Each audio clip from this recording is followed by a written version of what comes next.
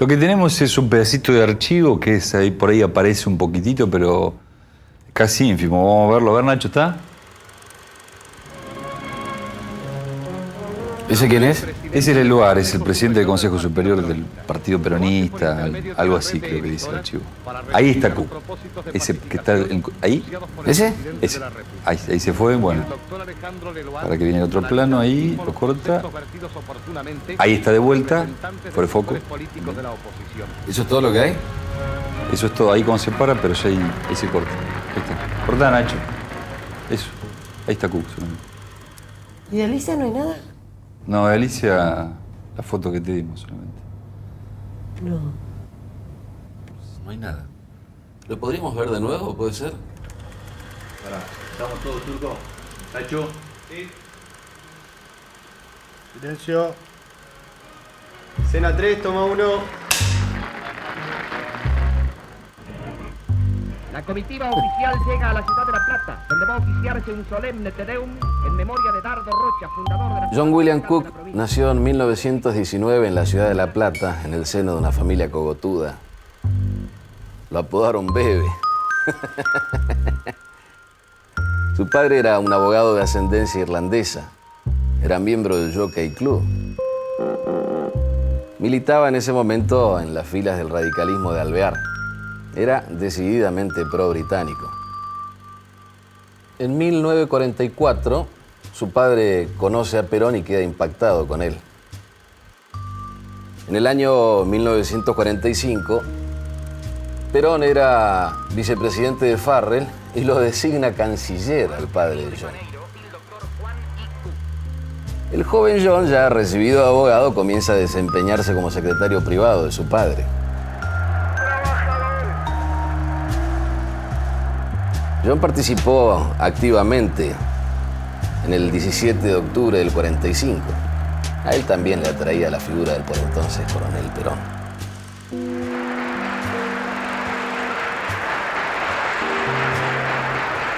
Perón gana las elecciones y John obtiene una banca en la Cámara de Diputados.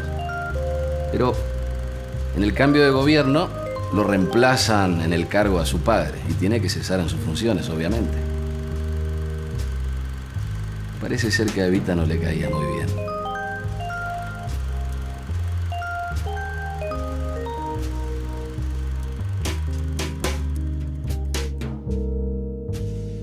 Alicia nació en 1924 en Buenos Aires. Su padre, Ramón Eguren, era un radical irigoyenista. Se crió en el seno de una familia nacionalista católica, federal, antimitrista.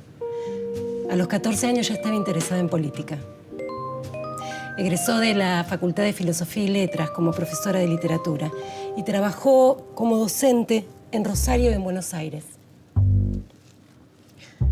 Publicó 5 libros de poemas, una obra de teatro y editaba una revista que se llamaba Sexto Continente, donde publicaban cultores de un nacionalismo retrógrado junto a pensadores más lúcidos como Raúl Scalabrini Ortiz y Vasconcelos.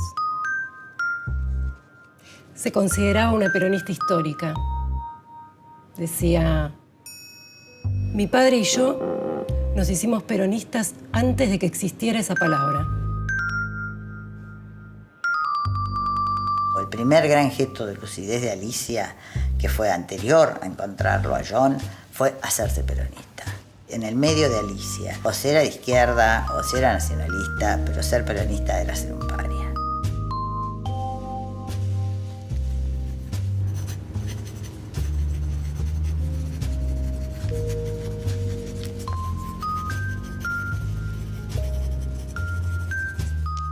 Respecto de John William Cook, es un joven jacobino, solitario, en un parlamento tímido y heterogéneo que representa la retaguardia de las masas.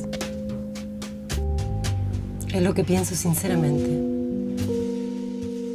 ¿Alguien cree que por la simple existencia del acta de Chapultepec algún país rectificará conductas que en pasado cercano resultaron lesivas para la soberanía de los países de América?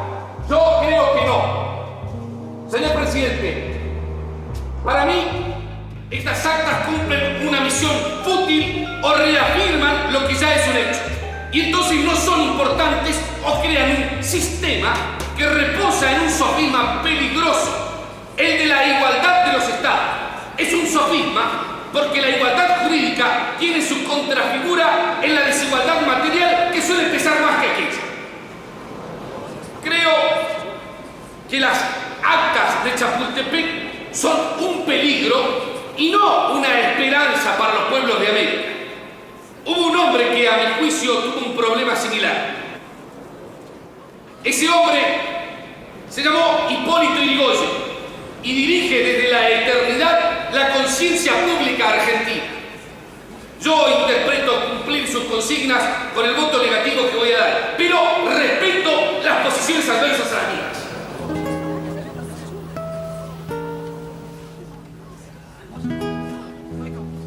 La bancada justicialista en aquellos años se caracterizó por su lealtad absoluta al Ejecutivo, a Perón, obviamente, ¿no?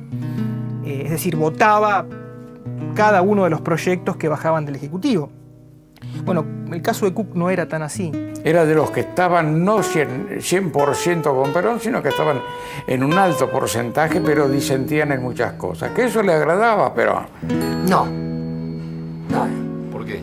Perón ve mal esa rebeldía de este joven diputado, que le decían el bebé precisamente porque era el bebé, porque era el más jovencito, ¿no? Tenía 26 años cuando llega a la diputación. Pero bueno, para Perón era un hombre importante en la Cámara Baja, era tan o más importante que el presidente de esa Cámara. Pero yo creo que debe haber pesado esta independencia de criterio de Cook y, aunque no puedo afirmarlo categóricamente, supongo que esa es la razón por la cual no se le propone la reelección. Mientras John desarrolló una intensa labor parlamentaria, Alicia entró a trabajar como traductora en el Ministerio de Relaciones Exteriores. Allí, en la Cancillería, conoció al diplomático Pedro Catella y se casó con él en Londres, a donde los destinaron. Ya en Buenos Aires, en 1948, Alicia tuvo a su hijo Pedro, pero 2 años después se separó.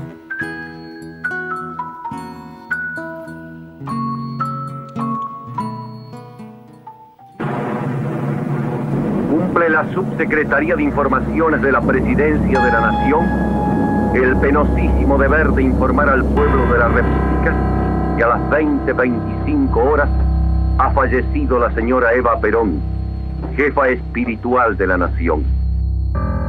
Comienza un proceso regresivo dentro del peronismo.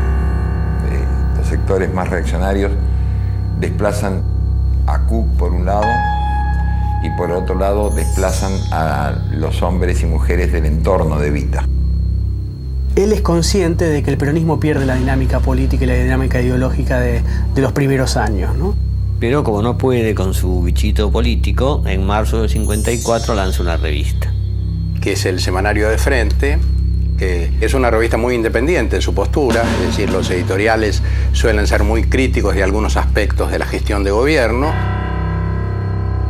Entonces él toma una actitud de expectativa, donde desde su revista va marcando críticas o aspectos que él considera inconvenientes y además también va asestando sus buenos golpes a la oposición.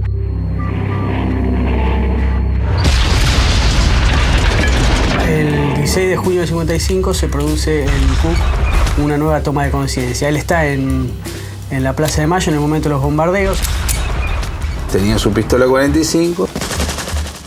Se pone detrás de una estatua y empieza a atacar a las columnas de marinos que se venían desde el Ministerio de Marina hacia la Casa de Gobierno. Y lucharon, digamos, hasta que se rindieron los gorilas, los insurrectos. Acá traigo esta caja que tiene historia y quiero que la conozcan. Jugábamos el bebé Cook, acá los nombres con todo y apellido, y amigos y marido y demás. Y jugábamos bastante, qué sé yo, todos los fines de semana. ¿Sí? Entonces el bebé, por supuesto, que nos ganaba siempre. Siempre él ganaba porque jugaba, era un genio jugando. Pero ¿qué pasaba? Jugábamos por plata, pero no le pagábamos. Entonces esta caja tiene un doble fondo Y acá está, con letra del bebé, las deudas que teníamos con él. Anita debe, Anita era mi madre. Entonces acá están todas las deudas que teníamos, todos los jugadores, todos le debíamos al bebé, pero nunca se le pagó. César al bebé, Pupel al bebé, Anita al bebé, Mario, la gente que jugábamos. Estas fotos, algunas eran de mi tío y entonces muchas cosas me llegaron por él. Y acá parece que estuviera entrando al Congreso, ¿no? Los dos muy jóvenes. Esta debe haber sido una de las primeras veces que se encontraron. Alicia mirándolo con una mezcla de admiración y sospecha. Lo que sé es que se conocen en 1946 en una charla en el Centro Argentino de Sociales, creo que se llamaba, y ella queda impactada con la personalidad de Cook. Los dos sabían mucho uno del otro, se admiraban mucho y además, aparte, como he dicho, al bebé le gustaban mucho las mujeres lindas. Y dice que las demás compañeras dentro del peronismo siempre la miraban un poco de manera refractaria porque a ella le gustaba mucho ser coqueta, linda, agradar, ser sensual. Y eso, imagínate que en la década del 50 no se veía con buenos ojos, ¿no?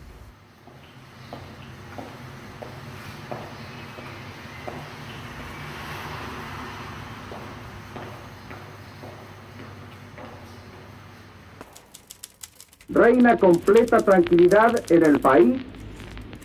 Las guarniciones del norte, oeste, sur del país y del Gran Buenos Aires han ratificado su total y absoluta lealtad a la Constitución y a las autoridades legítimamente constituidas. Yo pido a todos nuestros compañeros una tregua en la lucha política.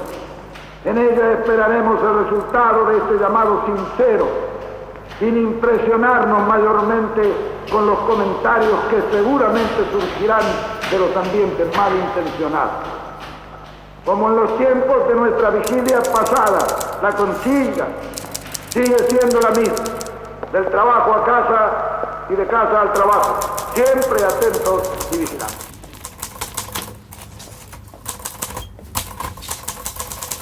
Doctor Cook.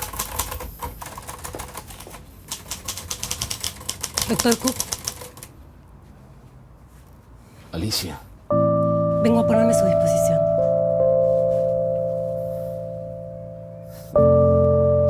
Qué bueno verla.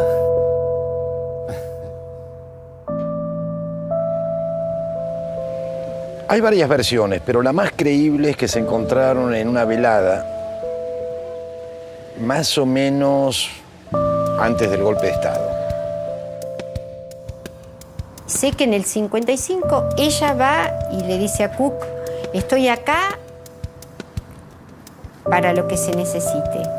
Y a partir de allí ellos empiezan a tener un vínculo intelectual y amoroso muy fuerte. Y sí, ella va y de alguna manera empieza a trabajar con él y de ahí en más hasta que la muerte los separa.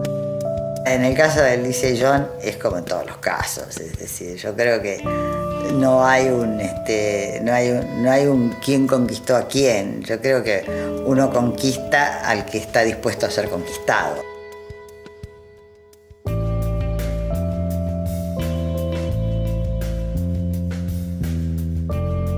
Cuando después del golpe fallido, mejor dicho, de los bombardeos del 16 de junio de 1955 y el golpe fallido, todo el mundo trata de reacomodarse y el peronismo solamente ha quedado como columna vertebral la clase trabajadora, porque los demás sectores que originariamente conformaron esa alianza, por diferentes razones se van abriendo o pasan directamente a la oposición. En ese momento, que era tan difícil ser peronista, Cook se presenta a Perón y le dice que está a su entera disposición.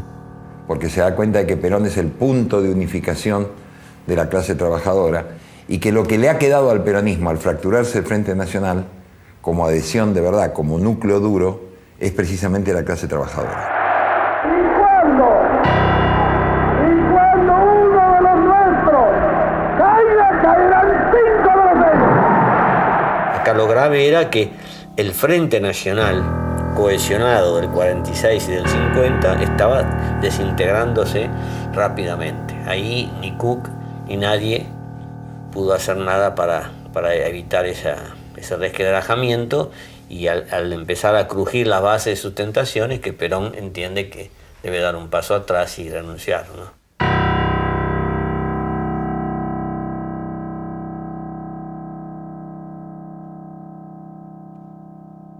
No se ha empezado una lucha para darla por terminada en pocas horas.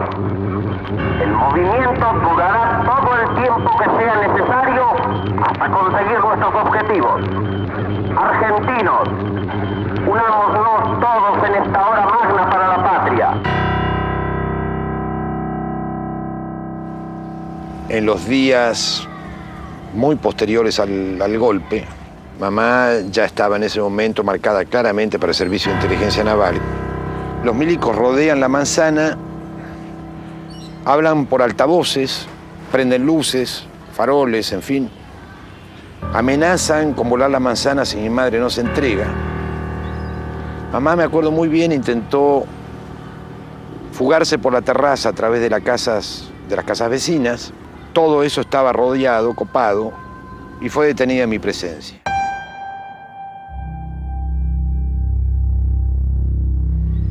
Después de purgar cárcel en Humberto I y en la cárcel de Olmos, no la volví a ver hasta prácticamente 3 años después, cuando ya fue extraditada. Y yo me acuerdo muy bien que mi abuela me llevaba en el subterráneo de Buenos Aires.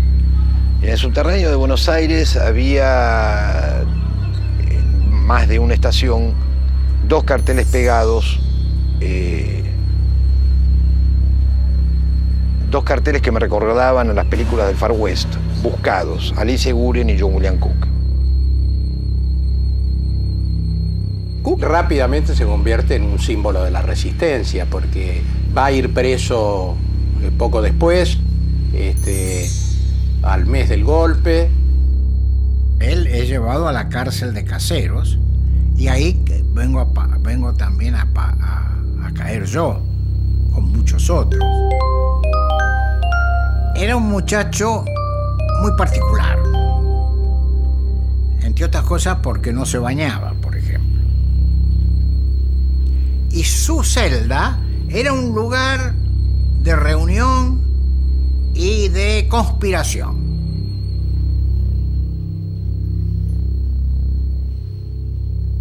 Yo me acuerdo el día, el 9 de junio, empiezan a buscar en la cárcel a quienes de alguna manera sospechaban que estaban relacionados con hombres que seguían el intento del general Valle. Los sacaban de las celdas, los sacaban de los pabellones donde estábamos todos más o menos juntos, y muchos creían que los sacaban para fusilarlos. Estaban en una fila y viene un oficial muy joven, subteniente o teniente, con una ametralladora, lo mira y le dice: ¿vos sos Cook? Y él le dice: sí. ¿Y con esa panza querías hacer la revolución? Y el bebé lo mira y le dice: no sabía que para ser revolucionario había que ganar un concurso de belleza. Y entonces te le dice: hijo de puta, oye, y le clavaba la ametralladora en la panza, ¿no? Y él le decía: tirá, pendejo, tirá. ¿Te imaginas que esas expresiones, o butad, para decirlo en un idioma extranjero o en un idioma más propio, levantaban el prestigio del bebé? Y a Cook lo empiezan a pasar para tratar de evitar esto, esas comunicaciones, cuando detenido establece alguna vinculación con el exterior, lo empiezan a cambiar de prisión. Primero lo llevan a La Acera, de La Acera lo pasan, creo que a Caseros, de Caseros lo mandan a Ushuaia, después lo pasan a Río Gallegos.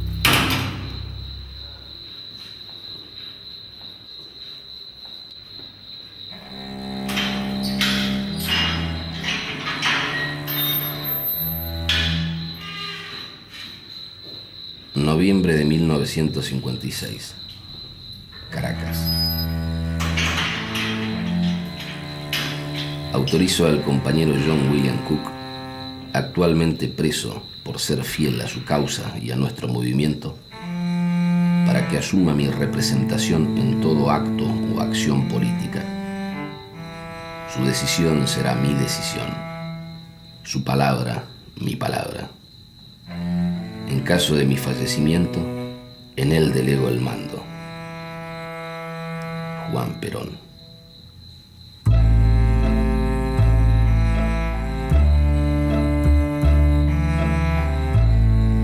Lo más complicado tal vez sean las últimas dos líneas, ¿no? Digo, en caso de fallecimiento delego en el doctor Don John William Cook el mando del movimiento.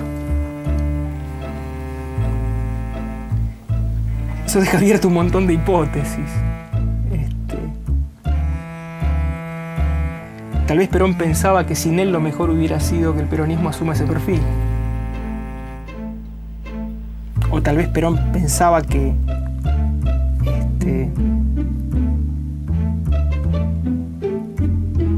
la única posibilidad de supervivencia del peronismo sin él pasaba por una radicalización política del peronismo. No lo sabemos. Hasta que no se divulgó ese nombramiento y fue tomado, digamos así, fue tomado en una forma concreta, que era él, fue muy difícil aceptar el mandato del Bebe. De alguna manera él es considerado el heredero del general, como el general lo había dicho en aquella célebre carta, ¿no? Sí, para algunos, no para todos.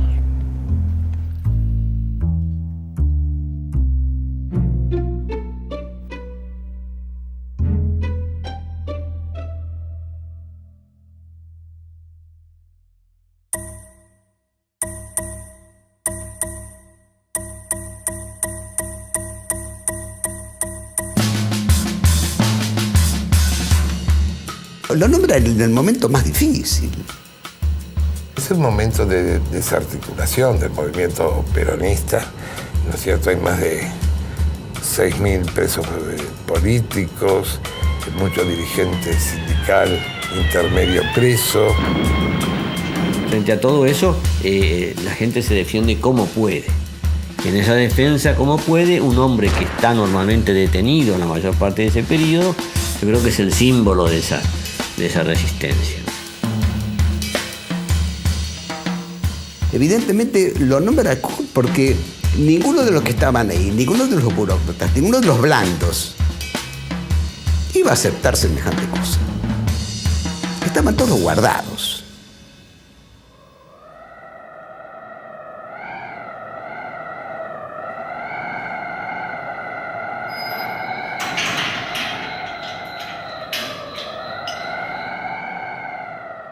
Cook está detenido más o menos de octubre del 55 hasta marzo del 57.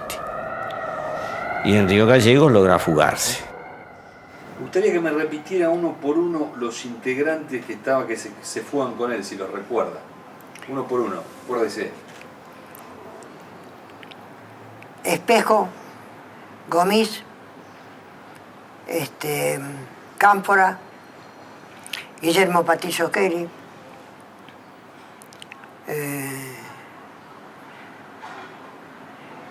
el Bebe, y no quiero equivocarme, otro más. Uno que era turco. Ah, Jorge Antonio. Claro. Jorge Antonio es el que había colocado la guita. Bueno, ellos, valiéndose del poder económico de Antonio, Antonio compra un carcelero, moviliza dos autos para tratar de pasar a Chile y se fugan, ¿no? Es una habilidad muy grande de los compañeros. Además, los guardiacárceles eran peronistas. Eran todos de la banda del peronismo, entonces, por lo tanto, le dieron bastantes facilidades para que salgan. Costó muy pocos mangos.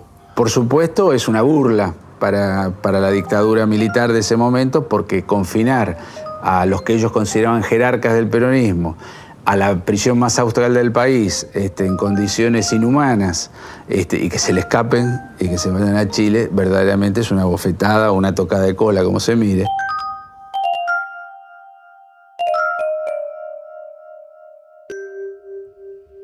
La figura de Cook además va cobrando notoriedad no solo por su valentía y su decisión de ponerse al frente de la resistencia, pero el reconocimiento que le va haciendo Perón de este lugar que él está ocupando, sino también, yo diría, por la claridad política con la que empieza a esbozar una línea de resistencia. Eso se ve claramente en la correspondencia entre Perón y Cook. Estimado general, como le adelanté en mi anterior correspondencia, mi situación procesal aquí en Chile no me permite salir del país. He estado trabajando en un informe general de la situación y en un plan de acción que le entregará Alicia personalmente en Caracas. Me adelanto a decirle que ya he recibido aquí a emisarios de Frondizi, interesados en hablar con nosotros para las próximas elecciones de febrero. Todos ávidos por conquistar los votos peronistas. Alicia ya le contará con detalles nuestro encuentro con Rogelio Frigerio y Ricardo Rojo. Cerrado el camino insurreccional inmediato, no podemos pensar en mantener la unidad mediante un nuevo voto en blanco que dé el triunfo a la tiranía. Hay que buscar una solución de tipo política.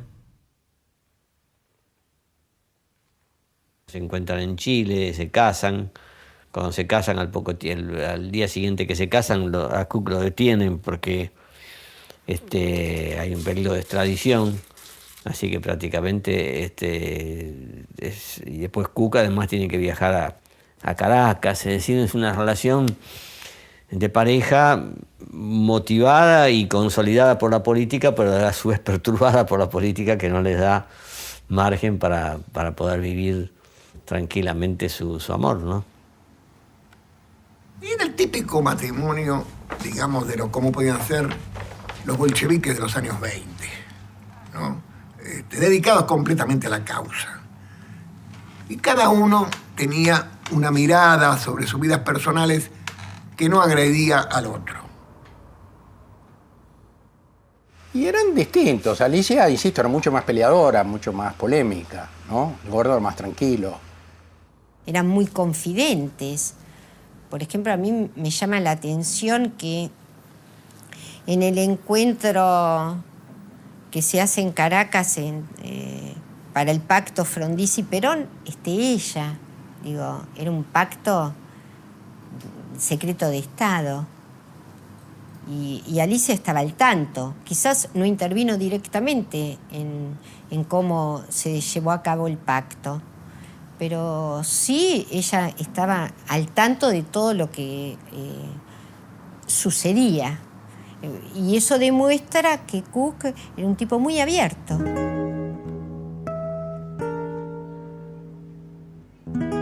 Viajamos a Chile para encontrarnos con el bebé y con mamá. Ya el bebé liberado en Chile.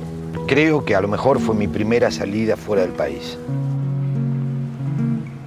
2 meses en Chile y el bebé, que para mí era una figura fantástica, y mi madre vuelven a desaparecer de escena. A Panamá, de Panamá a Venezuela, el Caracazo,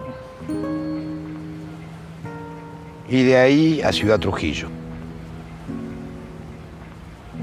¿Respondían realmente al Comando Superior Peronista, es decir, a Juan Domingo Perón, todos los dirigentes? Perón estuvo abandonado y el bebé Cook lo sabe, y cuando llegó ahí dijo: yo voy a lograr que le den apoyo, general. Y es el bebé Cook el que hace llegar, es el hombre que tiene los contactos con Frigerio, con Ramón Prieto, con todos a través de la cárcel y de sus enviados, de su gente. En el Luna Park, el Comité Obrero para y se van produciendo las negociaciones entre septiembre del año 57 y diciembre, enero del 58, por las cuales El gobierno de Frondizi se compromete a una amnistía muy amplia, se compromete a un aumento de salarios del 60%, se compromete a restablecer la ley de asociaciones profesionales para terminar con todas las intervenciones militares a los sindicatos, y Perón se compromete a dar una declaración en la cual él diría que los peronistas tienen que votar positivamente a la Unión Cívica Radical Intransigente.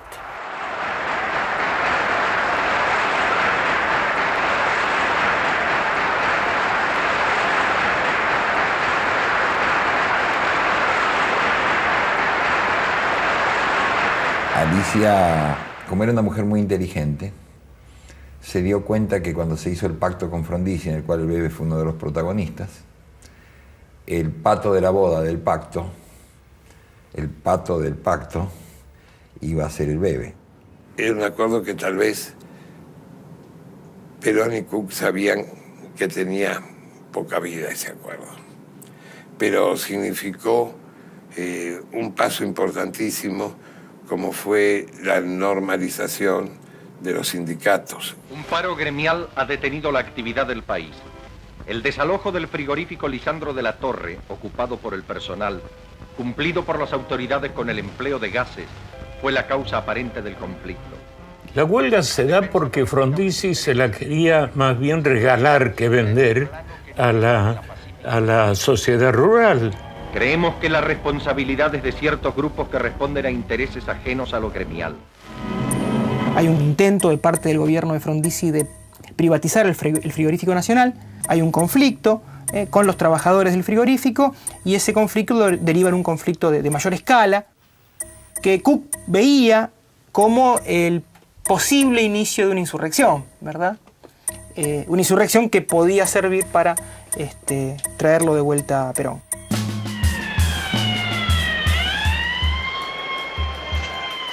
El caso es que cuando se desencadenan los sucesos de allí, de la huelga en el Lisandro de la Torre, en el frigorífico, Alicia busca a distintos grupos, no eran organizaciones, distintos grupos de jóvenes dispuestos a apoyar aquella coyuntura. Le comento el tema a mi hermano Fernando, que tenía 12 años, y fuimos juntos a una casa en Avellaneda, donde Alicia nos presentó con Cook. Dormimos incluso algunas noches por allí, nos quedamos apoyando aquella primera huelga un poco salvaje de la resistencia peronista, de enfrentamiento al frondicismo, que ya había traicionado totalmente lo pactado con el general Perón para que apoyáramos la candidatura de Frondizi, ¿no?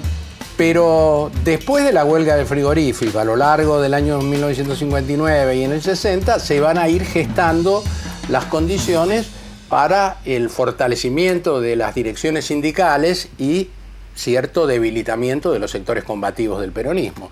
Y bueno, en ese contexto, seguramente ya Cook no era la figura indicada, o algunos así lo pensaron, para liderar el movimiento. Que eso en cierto sentido es avalado por Perón, porque Perón no lo rechaza esta argumentación. Y cuando Cook dice, salieron de abajo de la cama para atacarme a mí, porque hasta ahora habían estado abajo de la cama todos estos. Perón no dice nada, entonces Cook queda un poco al margen de la cosa. El Bebe era un hombre muy cerebral, muy racional, al mismo tiempo que un hombre de gran pasión, sin ningún lugar a dudas. Yo creo que él tenía el mismo respeto por Perón que habían tenido algunos otros peronistas históricos, la representación que tenía más que el hombre mismo. O sea, el Bebe no desconocía, y Alicia Eguren menos, las debilidades personales de Perón. Perón vio en Cook el hijo que no pudo tener. Vio en ese muchacho los jóvenes que él quería asociar a su proyecto político. Pero después, Perón era un hombre tremendamente pragmático en muchas cosas. ¿De qué le servía eso? Y de parte de Cook hacia el general también. Cada vez que el general no era lo que él pensaba que era, se sentía como traicionado por su padre. En todo caso, los dos pensaban que el otro era incorregible.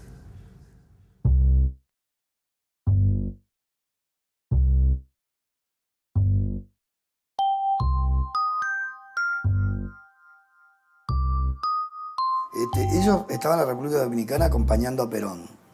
Digamos, el Gordo formaba parte del grupo, de lo que podríamos llamar el grupo que lo acompaña a Perón a Caracas, a Venezuela y después a la República Dominicana. Estar en la República Dominicana, donde gobernaba Trujillo, para el Gordo ya de por sí era una cosa que le daba mucha bronca. Por otro lado, Perón le da tareas a John. Hay una anécdota famosa, digamos. Trujillo lo llama, o Perón lo llama a Trujillo lo llama a Perón, no sé cómo habrá sido, y acuerdan que Trujillo le va a entregar una cantidad de dinero a Perón, digamos, para sostener el movimiento, para el exilio, para sostener el movimiento en la Argentina. Perón le dice al Bebe, mire Bebe, usted tiene que ir a verlo al generalísimo, le tiene que contar un poco cómo se está desarrollando la cuestión política en la Argentina, y él le va a entregar algunas cosas que ha quedado a entregarme a mí. El Gordo va y le empieza a contar a Trujillo, bueno, el movimiento sindical, las luchas sindicales, las huelgas obreras. En ese momento se había producido, creo que en esos días, la huelga de Lisandro de la Torre. Había grandes luchas obreras y lideradas por el peronismo en la Argentina. Entonces le cuenta todo esto y Trujillo, bueno, lo escuchaba con un poco de interés. Termina y entonces agarra un paquete de guita, de plata, un paquetón grande, con diarios, así envuelto en diarios, y le dice, mire, esto es mi aporte al movimiento. Entonces el Gordo le dice, no lo puedo permitir. El movimiento se sostiene con el aporte de los trabajadores. De ninguna manera, generalísimo. Nosotros nos sostenemos con el aporte del laburante, de los trabajadores, digamos, del pueblo peronista. Nosotros no necesitamos ningún dinero de afuera. Así que desde ya le agradezco mucho, le da la mano, ¿no? Se va. Entonces Perón le pregunta a Perón, bueno, Perón estaba ansioso y le pregunta, bueno, ¿y cómo le fue? Dice, bueno, mire, le conté a los generalísimos lo que estábamos haciendo, las luchas obreras. Bueno, ¿y qué más? Y bueno, seguimos hablando. Entonces, ¿pero qué más? Bueno, él, mire, me quiso entregar un paquete de dinero y yo le dije que el movimiento se mantiene con el aporte de los trabajadores y dijo, la verdad, bebé, usted es un pelotudo. Porque, digamos, para Cook recibir dinero de Trujillo era, te imaginas, era un hombre formado en la escuela, digamos, de qué sé yo, de Scalabrini, Ortiz, Jaureche. Recibir dinero de Trujillo era como recibir dinero manchado de sangre. Entonces, digamos, no podía recibir de ninguna manera. Para el viejo no. Entonces el viejo dijo, qué pelotudo que es usted. La verdadera historia es que en un momento dado Perón se da cuenta, bueno, aprecia que las posturas de Cook no eran las posturas adecuadas para el movimiento peronista en su lucha por la reconquista del poder. Y entonces, bueno, lo puentea, lo desplaza a Cook. Finalmente le retira el cargo de delegado, de su delegado a John, y entonces Alicia y John se van a Cuba, invitados por los cubanos. 24, United Fruit Company. En momentos muy importantes en las cuales se está definiendo el curso de Cuba, se está empezando a definir el curso de Cuba hacia el socialismo, que es el periodo, bueno, desde la toma del poder en enero del 59 hasta después de Bahía de los Cochinos en mediados del 61, ¿no?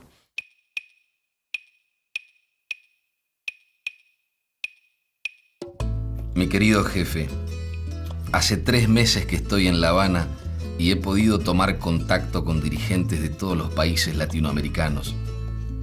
Esta es la Meca revolucionaria y todos vienen a beber en el manantial.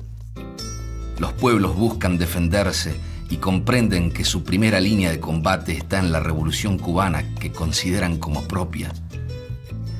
Fidel Castro y el Che Guevara han demostrado, por sobre toda otra cosa, un sentido del americanismo profundo e irrevocable. Los prejuicios antiperonistas son un síntoma de inmadurez. La revolución cubana apresura las etapas y la gente madura muy rápido en las épocas de transformación. En realidad ellos llegan a donde querían llegar, Lo milagroso es que ese lugar existiese. Y que esa revolución socialista la defendemos con esos fusiles.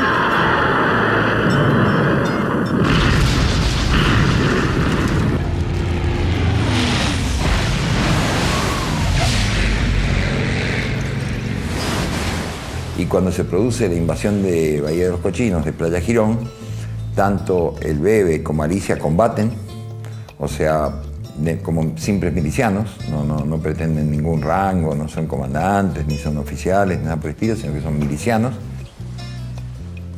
Curiosamente, quizás por el temperamento de Alicia, Alicia tiene más grado que John. Yo diría que se parecía más a la línea de los Cook, la línea de Fidel, que era del Che. Es decir, la línea que había triunfado en Cuba era más parecida a la de los Cook, que planteaban un frente nacional con el peronismo, etcétera, pero un frente nacional, es decir, no se limitaban, digamos, a un grupo guerrillero y a un foco. Fueron ganados por la experiencia militar y por el entusiasmo del Che. El Che solía hacerle una broma medio perversa, esas que hacía el Che a veces. Le decía, estás muy gordo para la guerrilla rural. O sea, tendrías que bajar muchos kilos. Cosa que lo enardecía, lo enfurecía al gordo, justamente le enfurecía al Bebe. Decía, vos estás para la urbana. Tenés que hacer guerrilla urbana, no podés hacer guerrilla rural. Los dos tenían una relación muy profunda y muy afectuosa con el Che. A partir de ahí, evidentemente, John le explicó al Che las particularidades de algo que él no había entendido cuando estaba en la Argentina y era estudiante de medicina, que era la naturaleza revolucionaria del peronismo. Y desde ese momento en Cuba se entiende el fenómeno del peronismo y se habla siempre en términos elogiosos y respetuosos. Primero, me explicaron mucho, me ayudaron a comprender la naturaleza del gobierno de Perón, el que había sido derrocado por la... Después hablamos mucho, por supuesto, de toda la lucha posterior, la represión, etc. Y también de la situación dentro del peronismo. Peronismo con todas sus contradicciones, su diversidad, etc. Es decir, que en ese sentido hay que decir que William Cook era una persona indispensable para que el Che se mantuviera activo con relación a la situación interna desde el punto de vista político y social de la Argentina. Para mí me parece que jugó un papel extraordinario, vital en la relación personal entre él y el Che. Que por razones obvias le permite al Bebe imaginar una jugada audaz, pero simple. Mi querido jefe, traigo a Europa la misión de transmitirle, en nombre de la Revolución Cubana, una invitación fraternal y amplia. El comandante Fidel Castro lo invita a que visite Cuba, por el tiempo y las condiciones que usted desee. Además, lo invita a que se vaya a vivir a Cuba, donde usted será acogido como corresponde a su jerarquía de líder del pueblo argentino. El gobierno revolucionario se encargará de brindarle todo lo que sea necesario para su comodidad. Vivienda de acuerdo a sus gustos y necesidades, transporte y cuanto pueda contribuir a su bienestar y a sus actividades, como así también las facilidades para llevar todo lo que desee. Tenía una idea que era peligrosísima para el sistema. Él no quería simplemente que Perón fuera a vivir a Cuba. Él quería que la Revolución Cubana y el peronismo estrecharan lazos sólidos, ¿no es cierto? Perón en Cuba era un compromiso para Perón y un compromiso para el peronismo, con lo que representaba la Revolución Cubana. Cuba creó todas las condiciones, dio todas las garantías para que Perón viniera y Perón no vino. Pero a mí me parece que ese paso de venir para Cuba, Perón no lo quiso dar, no se quiso comprometer. Y esto en el fondo implicaba una definición, y yo creo que estaba muy lejos Perón de hacer eso, porque además me parece que eso lo entorpecía políticamente. Siempre se niega, por supuesto, y se queda en la España de Franco, y cosa que al Bebe le provoca una gran decepción, porque piensa que es un mal símbolo que Perón esté refugiado en la España de Franco. El general no era un socialista marxista. Perón era lo que todos sabemos, un líder nacionalista y popular que conducía un movimiento muy amplio donde había sectores de socialismo, partidarios del socialismo marxista y otros sectores, y el general conducía el conjunto. O sea, el general sentía que su hijo lo había cambiado a él por Fidel. Había, sin duda, un rasgo de ese tipo. Y la satisfacción siempre creciente de que el nombre de Cuba recorre los campos de América y recorre... Mi impresión es que la mayor parte de los movimientos revolucionarios de Argentina, guerrilleros, pasaron por Cuba. Y fue un centro de decisión importante, de influencia importante, para el lanzamiento de estos grupos y su mantenimiento. La esperanza de un mundo mejor. El grupo de John y Alicia tuvo mucho que ver como puente para estos viajes a Cuba.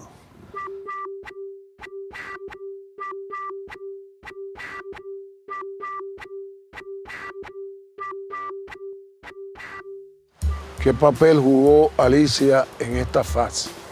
Alicia es el nexo para que todos los que estaban en los nacientes procesos proto-guerrilleros o guerrilleros, incluso en montoneros, cosa que no se sabe, fueran a Cuba a entrenarse. El grupo montonero se encuentra y se conoce en La Habana.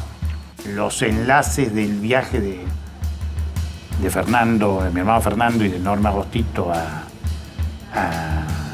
Cuba son por esa vía, por supuesto. Todo esto eran cosas clandestinas, secretas, de tal manera que no era posible saberlos. Yo no podría decirte cuál iba a ser o cuál hubiese sido la actitud de estos jóvenes, pero sí puedo decirte que Che confiaba en ellos. Confiaba en primer lugar en Alicia y pensaba que aquellos que fueran seleccionados por Alicia se podía trabajar con ellos para desarrollar la lucha revolucionaria en la Argentina.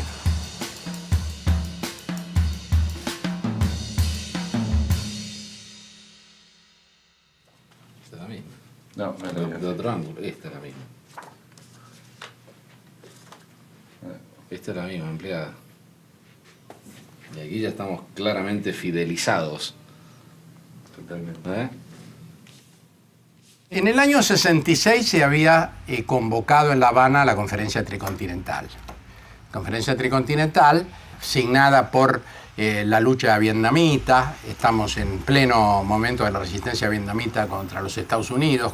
Y no es una coincidencia irrelevante decir que en ese momento el Che Guevara está en Bolivia.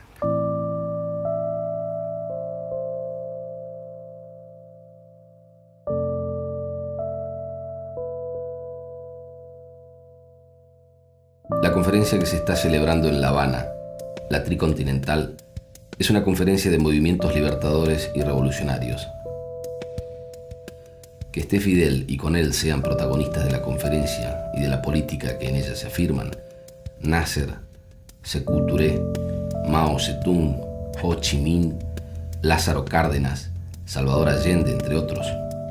Todos ellos enfrentándose al imperialismo, al colonialismo y al neocolonialismo en sus diversas variantes, hace que a mí se me encoja el corazón de pensar que usted no haya estado como protagonista.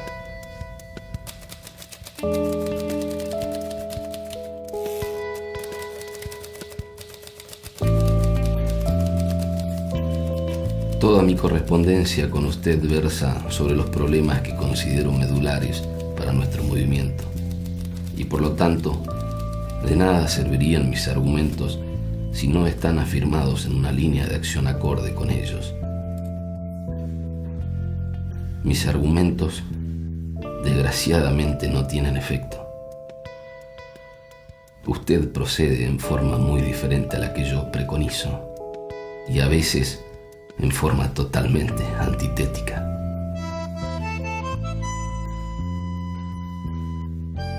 Es una relación que ha pasado a ser una relación distante y no aquella relación del delegado, del delfín, por decir así, del año 1955.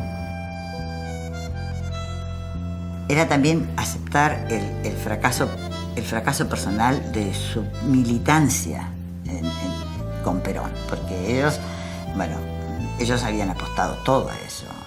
Ya no hubo más trato. Ya el Bebe no esperaba coincidir con directrices de Perón que de cualquier manera tampoco hubieran llegado. En los años que estuvo al servicio de nuestra patria, no conoció un solo día de descanso. Los imperialistas cantan voces de triunfo ante el hecho del guerrillero muerto en combate. El shock emocional fue terrible. Nos juntamos en casa aplastados. Mi mamá, en medio de aquel silencio lúgubre, dijo de pronto: volverá y será millones. Pero estoy seguro que fue una sorpresa muy dolorosa. Un golpe irreparable.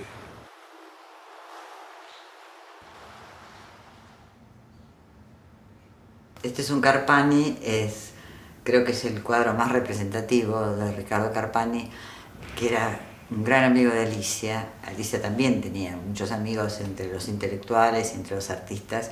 Y bueno, este es un regalo especial de Ricardo Carpani a Alicia, que también le regaló otro, pero que Alicia se lo regaló a un sindicato y no me acuerdo cuál.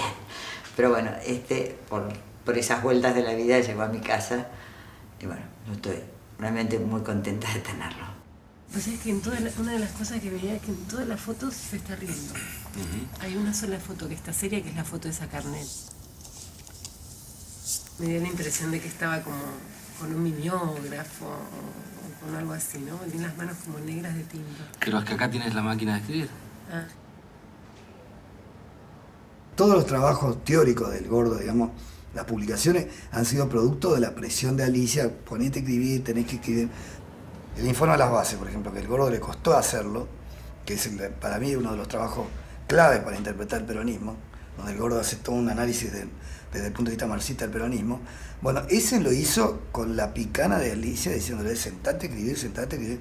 En esa época, por supuesto, no había computadora, se escribía a máquina, todo era un poco más complicado que ahora, muchísimo más complicado. Y Alicia me dijo: ¿viste? Como decía ella, ¿viste? Lo sacamos escritor. Lo decía por John.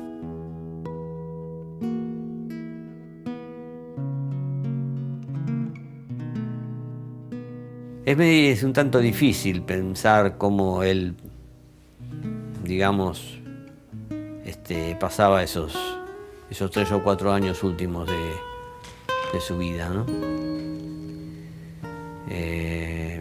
Yo no tengo información, pero además pienso que estaría tensionado entre las ganas de hacer cosas y las dificultades que la realidad le ponía por delante, ¿no?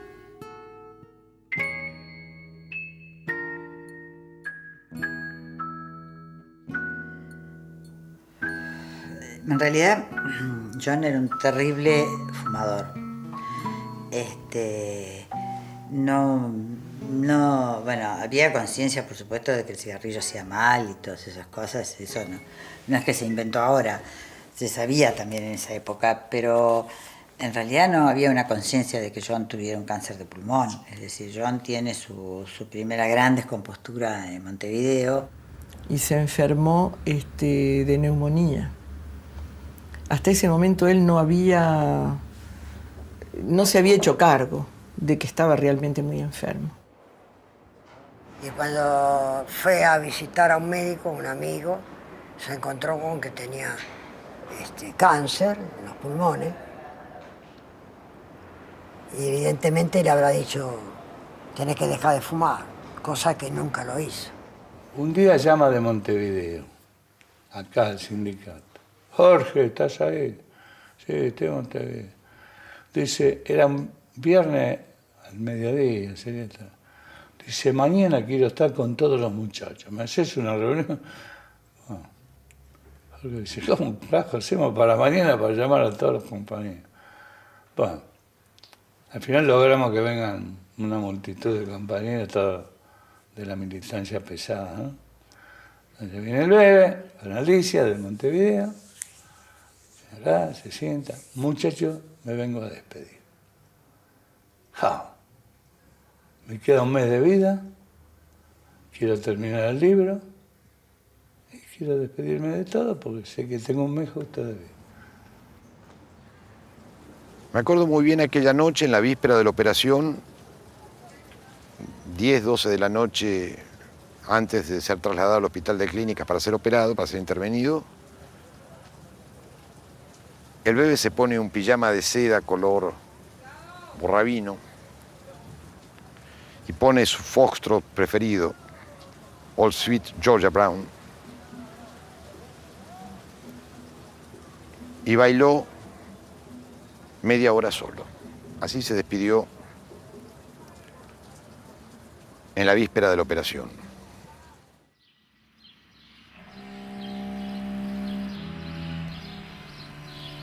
Querida Alicia, ya a punto de ser operado, deseo establecer algunas indicaciones, disposiciones y directivas que, lamentablemente, pertenecen a lo macabro, pero creo mejor consignarlas expresamente. 1.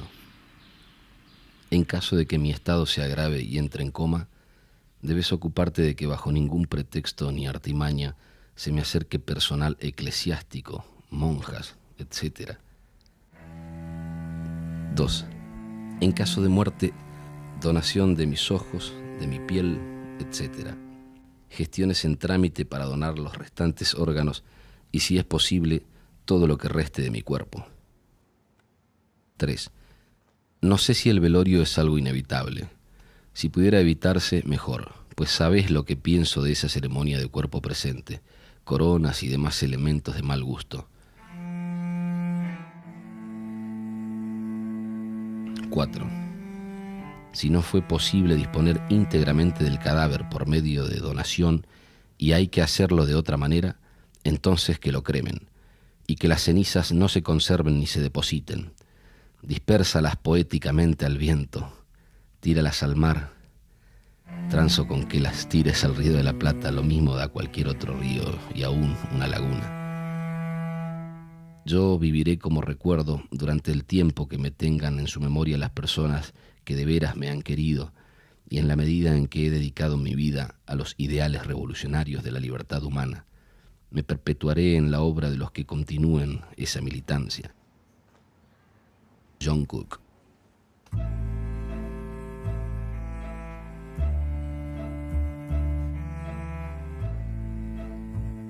Para mamá fue la pérdida del compañero entrañable de toda su militancia política desde la resistencia hasta la Revolución Cubana. Estaba destruida, pero era como si en todos esos años ella hubiera ido perdiendo, expresividad no es la palabra, ¿viste? Pero era como, se había rigidizado tremendamente. Ella siguió planteándose sin duda la actividad, mantener la organización política, transmitir su experiencia, pero yo diría que a partir de la muerte de John tenía un dejo de melancolía, Alicia, en su comportamiento diario, ¿no?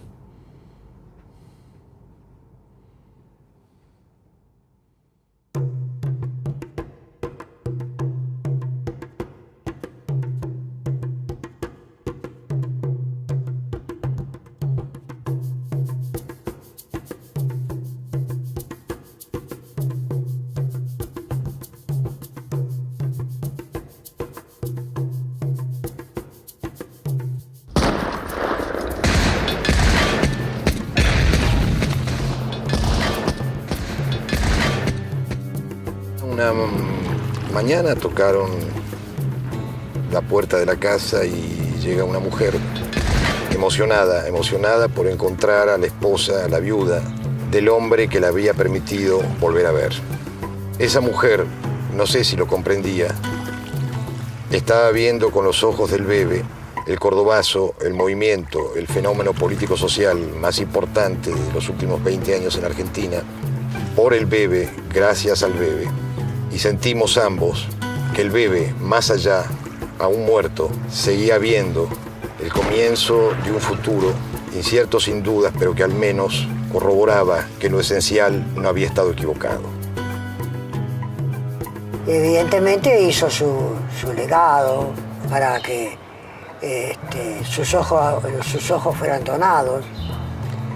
Después de su muerte, sus ojos andarían por ahí viendo las cosas que pasaban. Pero es una paradoja de la historia muy nefasta, porque algunos de los errores militaristas de la juventud que se la negó a la acción armada seguramente hubieran sido corregidos por Cook. Hay un sector de un peronismo autodenominado combativo. ¿Usted cree que puede haber alguna diferencia en el peronismo? Bueno, los muchachos se ponen calificativos propios, pero eso no quiere decir que obren de distintas maneras. Bueno, los hay ortodoxos, los hay heterodoxos, los hay combativos, los hay contemplativos, pero todos trabajan. El entusiasmo por Perón, no creo que Alicia tuviera una creencia de que Perón era el salvador, ¿no es cierto? De ninguna manera, en ningún momento. Creo que tanto como ella como John pensaron que Perón era un líder catalizador, digamos, de toda esa enorme energía de la masa peronista. Alicia en eso era mucho menos, diría, no sé si ingenua, pero tenía una posición mucho más de ruptura con el viejo, pero de antes, ¿eh? O sea, digamos, Alicia no venía bien con el viejo desde mucho antes. Y creo que el viejo tampoco simpatizaba con Alicia.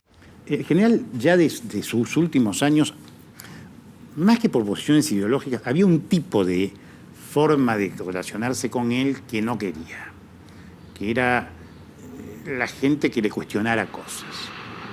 Y Alicia era una gran cuestionadora.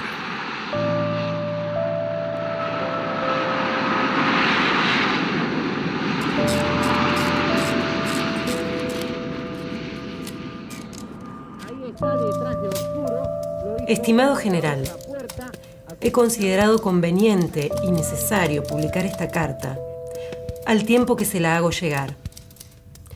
Aquí pasa como con el cuento del rey que se paseaba desnudo.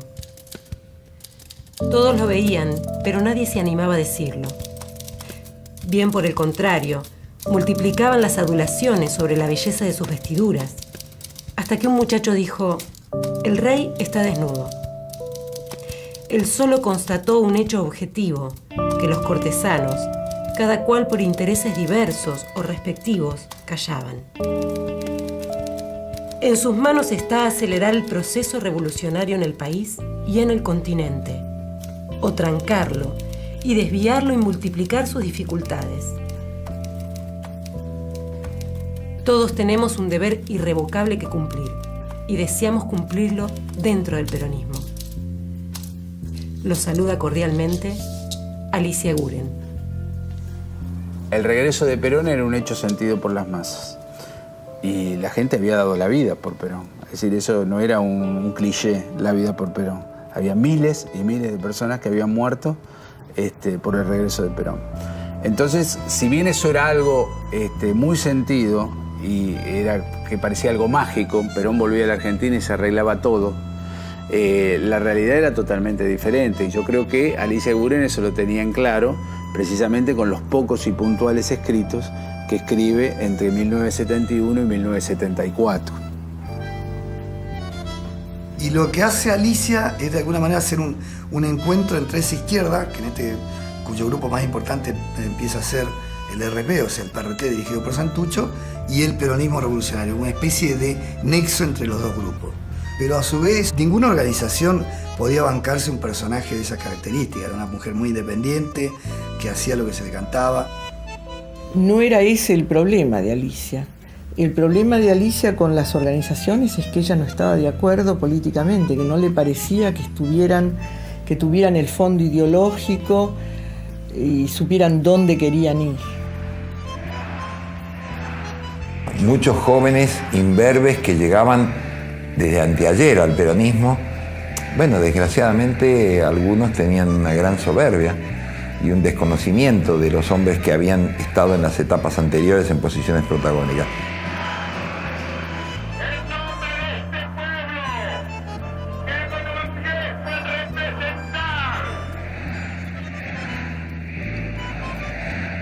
Toda la izquierda peronista es un poco hija de John William Cook, en la etapa, digamos, de Perón en el exilio. O sea, toda esa izquierda peronista, tanto FARC, Montonero, la FAP, sobre todo la FAP, son hijos de Cook. Pero hay algo que diferencia a Cook de la generación del 70. ¿Sí? Y es que en algún punto la generación del 70 termina concibiendo la política como una cuestión de espacios, ¿no? Una disputa entre aparatos por espacios. Y Cook, como otros hombres y mujeres de su generación, pienso en Tosco ahora, o pienso en Walsh, concibieron la política más como una cuestión de masas, o siempre como una cuestión de masas y no como una cuestión de espacios. Yo creo que hay una diferencia entre estos hombres que podríamos decir son de la generación del 60, ¿no? Y los jóvenes del 70. Entre otras diferencias. Por ejemplo, estos hombres nunca idealizaron a Perón, ¿sí? A diferencia de los jóvenes peronistas revolucionarios de la década del 70 que sí idealizan a Perón.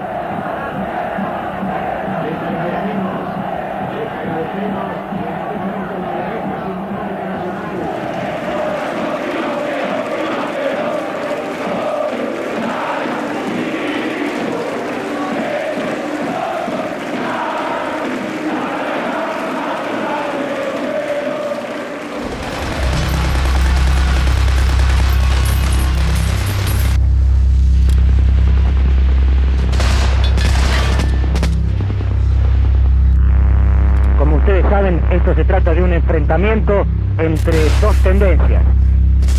Son exactamente las 5 de la tarde de este miércoles 20 de junio de 1973.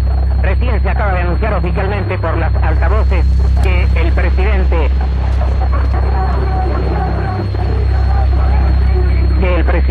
Cámpora arribó acompañado de Juan Perón y descendió en Morón.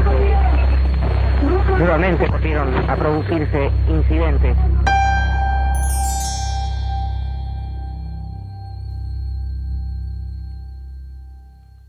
Después de Seiza, sectores de la izquierda peronista comienzan a elaborar la teoría del cerco, ¿no? Que Perón en realidad estaba cercado y que el cerco no le permitía ver la realidad, no le permitía conectarse con lo más genuino de su movimiento. Y dice que en una entrevista, en un encuentro de los jóvenes, ¿no? De la izquierda peronista con Alicia Guren les dice: tengan cuidado porque cuando salten al cerco se lo van a encontrar al viejo con una ametralladora apuntando.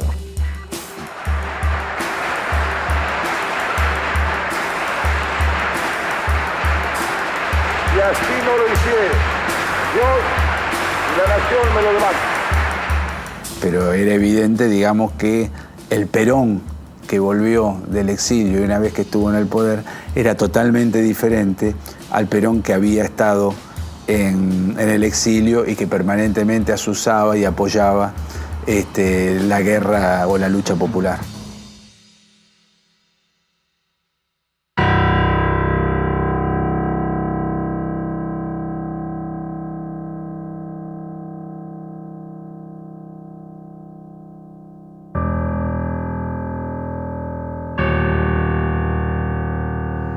Ya como que se ve que se está pudriendo todo, ¿no es cierto? Y que la derecha ha dado un zarpazo y ha tomado el control de esa nave del poder, ¿no?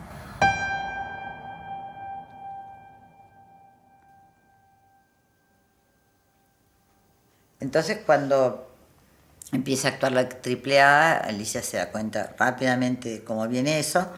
Y entonces en enero del 76 se va con Pedro de viaje, a hacer un viaje por distintos países de Latinoamérica, haciendo conexiones, contactos y demás, y terminan en Cuba. Lo lleva Pedro a Cuba en un viaje más de los que hacían con frecuencia y allí arregla con Manuel Piñeiro Barbarroja, el jefe de inteligencia cubana, bueno, el jefe del Departamento de América, inteligencia cubana, del Partido Comunista, que no lo dejen salir. Luego tienen el pasaporte y allí queda Pedro como quería Alicia, para evitar que volviera a Argentina, para que lo iban a matar, lógicamente. Entonces, a partir, digamos, del año 76, de enero del 76, Pedrito está en Cuba.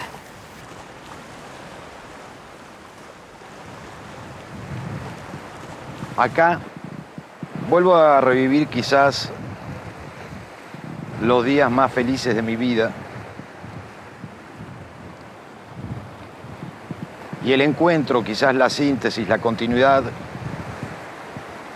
la única importante con mis padres. Este es el único sitio donde yo he sido feliz. Es para mí muy difícil ser feliz en Argentina. Las Fuerzas Armadas, conscientes que la continuación normal del proceso no ofrecía un futuro aceptable para el país, produjeron la única respuesta posible a esta crítica situación. Tal decisión, fundamentada en la misión y la esencia misma de las instituciones armadas, fue llevada al plano de la ejecución con una mesura, responsabilidad, firmeza y equilibrio que han merecido el reconocimiento del pueblo argentino. Alicia no quiso irse nunca. No quiso irse nunca del país. Ella había pasado por etapas de terror. Yo me acuerdo cuando me contaba lo que había sido la persecución de la llamada Revolución Libertadora, no había sido chiste, no había sido broma, había sido muy pesada.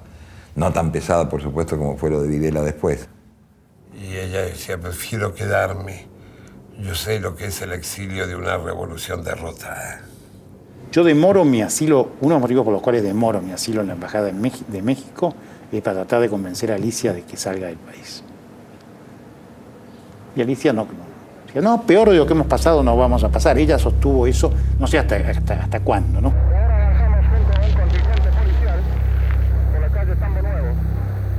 Ella estaba en la acción clandestina, evidentemente ella era perseguida, no tenía lugar donde vivir. De un nivel de orfandad absoluto.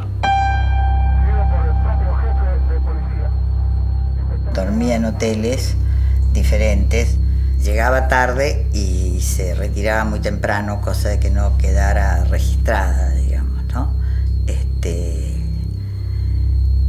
Vivía así. Allí asciende uno de los policías munido de una ametralladora.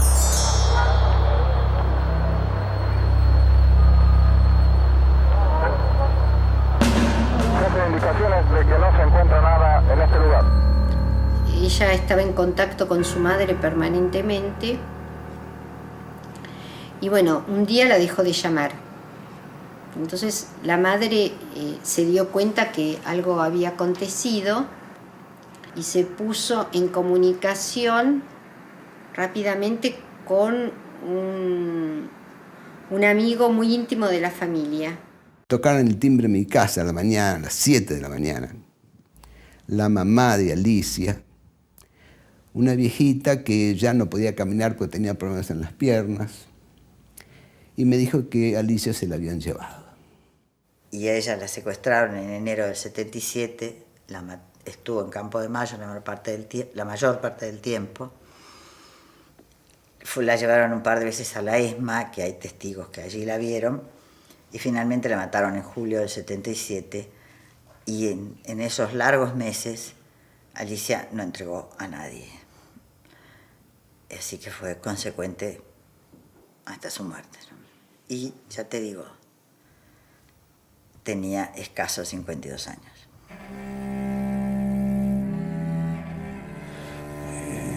Mi asombro y mi pena por este asunto que la tiraron viva al mar. ¿Qué fin? ¿Qué fin? ¿Qué canallas? ¿Y a quién lo hicieron? ¿No? La tiraron viva al mar.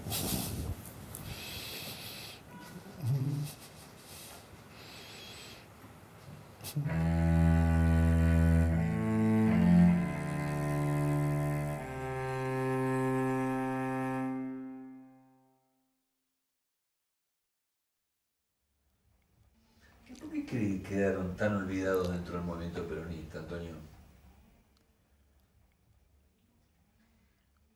Es cierto, es cierto, es cierto. No han sido nunca recordados con la intensidad que merecían o que merecieron. Y bueno, eso responde a una cantidad de factores, que algunos de los cuales son propios del peronismo y otros son propios de los argentinos, ¿no?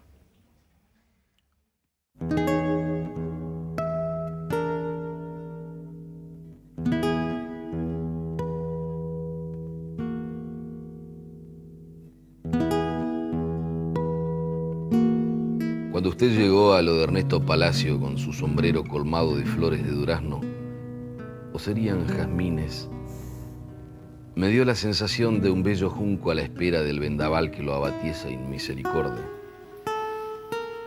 De lo de Palacio fuimos a su casa y hablamos de presidentes de puestos y de política, en la penumbra propicia de un crepúsculo de primavera.